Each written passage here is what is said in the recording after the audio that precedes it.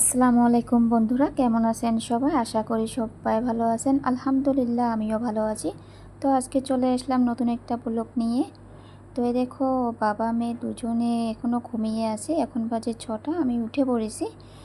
তো আজকে সানডে, তো ওরা দুই বাবা মেয়ে একটু দেরি করে উঠবে। তো আমি চলে আসলাম আমার বারান্দায়। তো সেদিনকে আমি একটা পানের গাছ আর একটা ফুলের গাছ লাগিয়েছিলাম। তো পানি দেওয়া হয় নাই, কালকেও আমার পানি দিতে মনেই ছিল না। তো তাই আজকে আসলাম আমি পানি দিতে। তো দেখো, আমার দুইটা গাছেই পানি দেওয়া হয়ে গেল। আর এদিকে দেখো, পাতা পড়ে আমার গোটা বারান্দা নোংরা হয়ে আছে। মানে রাত্রে বৃষ্টি হয়েছিল আর বাতাসও উঠেছিল, তার কারণে আমার এদিকে পাতা পড়েছে। আর এই দেখো, দুটা কুনিমুনি আমার আওয়াজ পেতে একটা চলে গেল আর একটা এখন আসে। তো যাই হোক, আমি চলে আসলাম আমার রান্নাঘরে। তো আজকে একটু লুচি আর সেমাই খাবো। তো সেমাই আর লুচি খাওয়ার জন্য এদিকে আমি পানি দিয়ে লুচির ডোটা তৈরি করে নিয়েছি। তো এই যে আমার লুচির ডোটা এখন তৈয়ার হয়ে গেল। তো এখন আমি লুচিগুলো বানিয়ে নিব। এই দেখো আমার লুচির ডো তো বানিয়ে নেওয়ার পরে এদিকে আমি কড়াই বসিয়ে দিয়েছিলাম। কড়াই হিট হলে আমি এখানে দিয়ে দেব তেল। এই যে আমি তেল দিয়ে দিয়েছি। তো এটা একটু মানে হিট হতে দেব। এই যে, তো এখন এটা হিট হয়ে আসলে তো আমি লুচিগুলো এর মধ্যে আমি এক এক করে লুচিগুলো ভেজে নেব। তো এই দেখো, আমার বানিয়ে রাখা লুচিগুলো আমি তেলে কিভাবে ভাজছি। এই দেখো, লুচিগুলো বেশ ভালোই ফুলেছে। তো এই পিঠটাও আমি ভেজে নিব।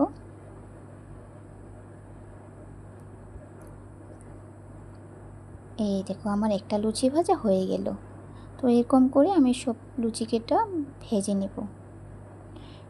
মানে কোনো দিন আমি যদি লুচি বানাই, তো তখন আমি যখন লুচির ডোটা তৈরি করি তখন একটু চিনি দেই বা একটু রেস্টে রেখে দেই। তো আজকে তেমন কিছুই করি নেই, একটু গরমও পড়েছে, তো তার জন্য আমি কিছুই করি নাই। আর যে লুচিটা ভেজে আমার তেলটা ছিল, সেই তেলে আমি এই সেমাইটা ভেজে নিব। আর একটা কথা মনে রাখবেন, আমার ঘরে তো আমি ফালুদা সেমাই ইউজ করি। তো আপনারা যেটা সেমাই খান, তো এরকম যদি মিহি হয় তাহলে চিনিটা আগে এড করে দিবেন, তাহলে সেমাইয়ের কালারটা ভালো চলে আসে, দেখতেও ভালো লাগে আর খেতেও ভালো লাগে। যদি চিনিটা তুমি পরে এড করে দাও তাহলে খেতে এরকম ভালো লাগবে না আর সেমাইটাও গলে যাবে। তো এই দেখো, আমার সেমাইটাও একদিকে রেডি হয়ে গেল। তো ওদেরকেও আমি ডেকে দিয়েছি যে উঠো, নাস্তাটা করে নেব। একা একা নাস্তা করতে ভালোই লাগে না। তো আমার হাজবেন্ড আর আমি সব সময় একসাথেই নাস্তা করি। তো এ দেখো, আজকের আমার সকালের নাস্তা লুচি আর সেমাই। চাটাও আমি খেয়েব। তো চাটা এখনও আমি বানাই নাই, চাটা একটু দেরি করে বানাবো।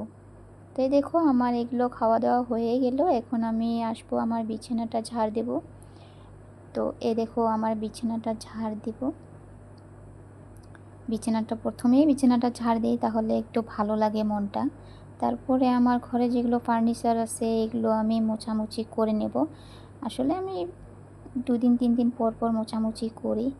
আর এদিকে দেখো, আমি কাপড় ধুতে দিয়েছি। এগুলো আমি রাতেই দিয়েছিলাম, তো ধোয়া হয়ে গেছে।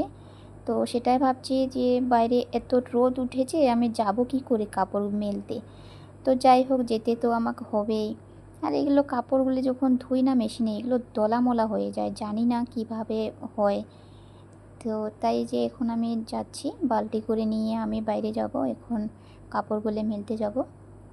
তো এই দেখো, আমার কাপড় মেলা হয়ে গেল। এ দেখো, এটা আমার বাড়ির সামন, আর এদিকেই আমি কাপড় মেলে দিই।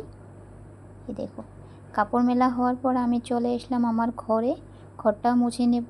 2 দিন ধরে ঘরটা মোছা হয় না, আসলে আমি এমন সময় পাই না ঘরের কাজ করার জন্য। তো আমি 2 দিন 3 দিন পর পরে ঘর মুছে নেই। কী করব বলো, কিছু করারও নেই। তো পরিস্থিতির সাথে আমাকে চলতেই হবে।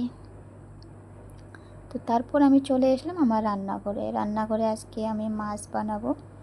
তো এদিকে কড়াই বসিয়ে দিচ্ছি। আসলে কি, মাছটা আজকে বানাবো আমার শ্বশুরমশাইয়ের জন্য। তো আমি যখন ওই বাড়িতে ছিলাম তখন আমি দিয়েছিলাম, মাঝে মধ্যে মানে ওরা তো আমার তরকারি খেতে পারে না, তো ওরা ঝাল খায় না। আসলে আমরা তো একটু ঝালও খাই। ওরা ঝাল খায় না, তার জন্যে মাঝে মধ্যে দেওয়া হয়, আলাদা করে রান্নাবান্না করে দেওয়া হয়। তো বেশ কদিন থেকে দেওয়া হচ্ছে না, ওই আগের সপ্তাহতে দিয়েছিলাম। তো আজকে আমার হাজব্যান্ডকে বলেছি একটু মাছ এনো, আমি রান্না করে দিয়ে আসবো। তো মাছের মাথা আনছে, তো এটাকে আমি রান্না করব আর এর সাথে দিয়ে দেবো একটা কাঁকরোল। তো ওরা আবার ঝোল ছাড়া মানে মোটেও ভালোবাসে না ভাত খেতে, তো তার জন্য ঝোল হলে তো একটু সবজি লাগবেই।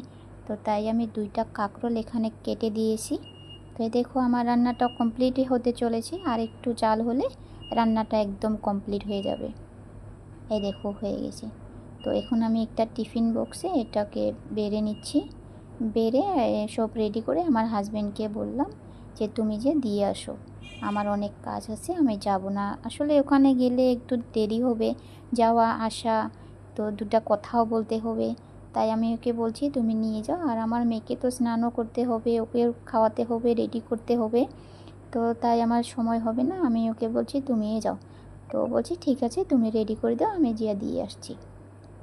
তো এদিকে দেখো ভাত আর এদিকে তরকারিটা, তো এটা আমি রেডি করে আমি ওকে দিয়ে পাঠিয়েছি। আর এদিকে আমার মেয়েকেও আমি স্নান করে দেখো খাইয়ে দাইয়ে একদম রেডি করছি। তো আমারও খাওয়া হয়ে গেছে, তো এখন একে রেডি করছি, আমিও রেডি হয়ে নেব। প্রথম ওকে রেডি করে ওকে বসিয়ে দেব। তো দেখো রেডি হওয়ার সময় তো এর নাটক দেখো, এরকম করবে ওরকম করবে, ওই ওদিকে যাবে, ওই কোণাটায় যাবে। তো যাই হোক এইভাবেই আমি ওকে রোজ রেডি করাই, যখন স্কুলে যায় তখনও, যখনও নানি বাড়িতে যায় তখনও এরকমই করে। তো এরকম করে ওকে আমি রেডি করাই। তো ওকে আমি একটা সানস্ক্রিনও লাগিয়ে দেব। বাচ্চারা স্কিনটা বহুত মানে মানে ইয়ে হয়, পাতলা হয়, তা ও রোদে গেলে রোদ সহ্য করতে পারবে না স্কিনে, তাই আমি একটা সানস্ক্রিন লাগিয়ে দেই ওকে। সব সময় লাগার জন্য চেষ্টা করি, কিন্তু কখনো কখনো হয়ে ওঠে না। তো এ দেখো ও নিজে উস্তাদি মারছে যে ও দিবেই। এই দেখো কি অবস্থা, এই যে। তো যাই হোক ওকে আমি রেডি করিয়ে দিলাম। রেডি করার পর চলে আসলো একটা পার্সেল। এই পার্সেলটা আমি মিশোর থেকে দিয়েছি। তো এটা কি জানো, তো এটা হলো একটা রিমোট কভার। তো আমাদের ঘরে যেগুলো রিমোট আছে ওগুলো হোয়াইট কালারে হয়। তো আমার মেয়ে যখন ছোট, তো ও খাওয়া দাওয়া করলে ওইভাবে রিমোট মানে ধরে, তো তার জন্য রিমোটগুলো নোংরা হয়ে যায়। আর নোংরা হলে না, ঘরের জিনিস যদি কোনো নোংরা হয়ে যায় তা দেখতে একদম বাজে লাগে, মোটেই ভালো লাগে না। তো তাই ভাবছি আমি রিমোট কভার আনি। তো অর্ডার দিয়েছিলাম, তো বেশ ভালোই আসছে। এই দেখো 3টা রিমোট কভার আসছে।